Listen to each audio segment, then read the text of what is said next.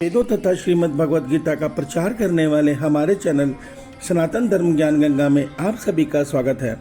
मेरे प्यारे कृष्ण भक्तों, आप सभी को जय श्री कृष्णा। मेरे प्यारे कृष्ण भक्तों, आज हम श्रीमद् भगवद गीता से अध्याय 8 के श्लोक 3 को भगवान श्री कृष्ण जी की कृपा से सरल रूप में समझने का प्रयास करते हैं। जय श्री कृष्णा। मेरे प्यारे कृष्ण भक्तों, श्रीमद् भगवद गीता के अध्याय 8 के आरंभ में श्लोक 1 और 2 में अर्जुन ने भगवान श्री कृष्ण जी से अपने मन का संशय दूर करने के लिए 8 प्रश्न किए हैं। यह 8 प्रश्न इस प्रकार हैं। हे पुरुषोत्तम, ये ब्रह्म क्या है, अध्यात्म क्या है, कर्म क्या है, अधिभूत नाम से क्या कहा गया है, अधिदेव किसको कहते हैं, हे मधुसूदन, अधियज्ञ कौन है और वह इस शरीर में कैसे है, तथा युक्त चित्त वाले पुरुष अंत समय में आपको किस प्रकार जानने में आते हैं अर्थात आपको प्राप्त करते हैं। मेरे प्यारे कृष्ण भक्तों, अध्याय 8 के श्लोक 3 में भगवान श्री कृष्ण जी अर्जुन के इन 8 प्रश्नों में से 3 प्रश्न का उत्तर दे रहे हैं। ये तीनों प्रश्न हैं, ब्रह्म क्या है, अध्यात्म क्या है और कर्म क्या है। आइए आज के इस श्लोक को हम भगवान श्री कृष्ण जी की कृपा से सरल रूप में समझने का प्रयास करते हैं। जय श्री कृष्णा। मेरे प्यारे कृष्ण भक्तों, श्रीमद् भगवद गीता के अध्याय 8 के श्लोक 3 में भगवान श्री कृष्ण जी अर्जुन के माध्यम से हम सब मनुष्यों को अर्जुन के प्रश्न के उत्तर के जवाब में यह सत्य बता रहे हैं। श्री भगवान बोल रहे हैं, हे अर्जुन, परम अक्षर ब्रह्म है, अपना स्वरूप अर्थात जीवात्मा अध्यात्म के नाम से कहा जाता है, और भूतों के भाव को उत्पन्न करने वाला जो त्याग है वह कर्म नाम से कहा गया है। मेरे प्यारे कृष्ण भक्तों, आइए आज के इस श्लोक को हम भगवान श्री कृष्ण जी की कृपा से सरल रूप में समझने का प्रयास करते हैं। जय श्री कृष्णा। प्यारे कृष्ण भक्तों, श्रीमद् भगवद गीता के अध्याय 8 के श्लोक 3 में भगवान श्री कृष्ण जी ने हमें यह सत्य समझा दिया है कि परम अक्षर ब्रह्म है, अर्थात जो परमात्मा की ओम रश्मि रूपी शक्ति है, जो हर प्राणियों में चेतन ऊर्जा देकर सबको जीवंत किए हुए, प्राणी ही नहीं समस्त देवता जगत, समस्त अणु परमाणु क्वार्क, जितने भी संसार के सूक्ष्म तत्व है, इन सबको चेतन ऊर्जा देकर सबको जीवंत किए हुए वह शक्ति ब्रह्म है। मगर जब वह ब्रह्म रूपी शक्ति एक रूप धारण करती है अर्थात जीवात्मा रूप में धारण करती है, जीवात्मा रूप में, तो वो अध्यात्म कहलाती है। यहाँ इसका सरल अर्थ यह है कि जब आत्मा के साथ सूक्ष्म शरीर का मिलन होता है तो उसको अध्यात्म बोलते हैं, अर्थात वो हर प्राणी का एक स्वरूप है।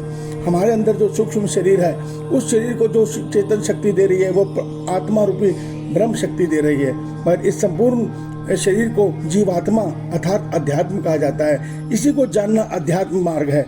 जब हम अध्यात्म यात्रा में ध्यान के साधना के द्वारा अपने भीतर का ध्यान करते हैं, तब हम इस जीवात्मा को जान पाते हैं कि वास्तविक हमारा स्वरूप आत्मा जरूर है, मगर हमारे साथ सूक्ष्म शरीर भी जुड़ा हुआ है, जिसके अंदर मन, बुद्धि, अहंकार और प्रकृति के 3 तत्व सत्व रज तम भी हैं। ये सब मिलकर सूक्ष्म शरीर कहलाते हैं। स्थूल शरीर तो यहीं खत्म हो जाता है, मगर जो ये सूक्ष्म शरीर है ये कर्म फल को भोगने के लिए आगे की यात्रा पर चला जाता है। उससे आगे भगवान श्री कृष्ण जी हमें कर्म के विषय में बता रहे हैं कि हे अर्जुन, जो समस्त संसार के प्राणी हैं, जो अपने ज्ञान इंद्रियों और कर्म इंद्रियों के द्वारा जो अपने जीवन की जरूरतों को पूरा करते हैं, वह भाव कर्म कहलाता है। अर्थात जो हम अपने ज्ञान इंद्रियों और कर्म इंद्रियों की सहायता से जो भी क्रिया करते हैं वह समस्त कर्म कहलाती हैं। और भगवान हमें पिछले अध्यायों में ये सत्य बता चुके हैं कि ये कर्म 3 प्रकार के हैं। जब हम फल इच्छा से कर्म करते हैं या कर्तापन के अहंकार से कर्म करते हैं कि ये मैंने किया, तो वो कर्म कहलाता है। मगर जब हम द्वेष भाव से दूसरे के अहित होने करने के भाव से कर्म को करते हैं, वह विकर्म कहलाता है, अर्थात उस कर्म का फल पाप होता है। मगर जब हम निष्काम भाव में इस संसार को ईश्वर का संसार मानकर सेवा भाव में बिना फल इच्छा के कर्म करते हैं, वो कर्म अकर्म कहलाते हैं। और हमें इस कर्म जन्म मरण चक्र के बंधन को तोड़ने के लिए कर्म के सहारे ही जीवन को जीना है। अर्थात जब हम निष्काम कर्म योगी बनकर जीवन को जिएंगे, तभी हमारा जन्म मरण चक्र टूट पाएगा। अन्यथा हम पिछले जन्मों के कर्मों को भोगते हुए इस जन्म में कर्म करते हुए, फल इच्छा से कर्म करते हुए नए कर्म फल बंधन में बंध रहे हैं। इसीलिए हमारा जन्म मरण चक्र नहीं टूट पा रहा। मेरे प्यारे कृष्ण भक्तों, उम्मीद है आज के इस श्लोक में आप ये सत्य समझ गए होंगे कि आत्मा जो जब इस सूक्ष्म शरीर से परे होती है वो प्योर आत्मा है, उसको ब्रह्म कहा जाता है।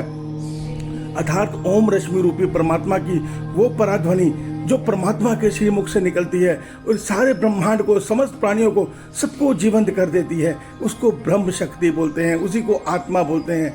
मगर जब वो एक सूक्ष्म शरीर के साथ मिलन होता है उसका, तो उसको जीवात्मा अर्थात अध्यात्म बोलते हैं। और जो हम अपने कर्म कर रहे हैं, जीवन यापन जो क्रियाएं कर रहे हैं, वो सारे कर्म कहलाते हैं। आज के श्लोक का भगवान ने 3 प्रश्न का जो उत्तर दिया है, उसका सरल रूप यही है। ईश्वर आप सबका कल्याण करें, आपका दिन शुभ हो। जय श्री कृष्णा, जय श्री कृष्णा।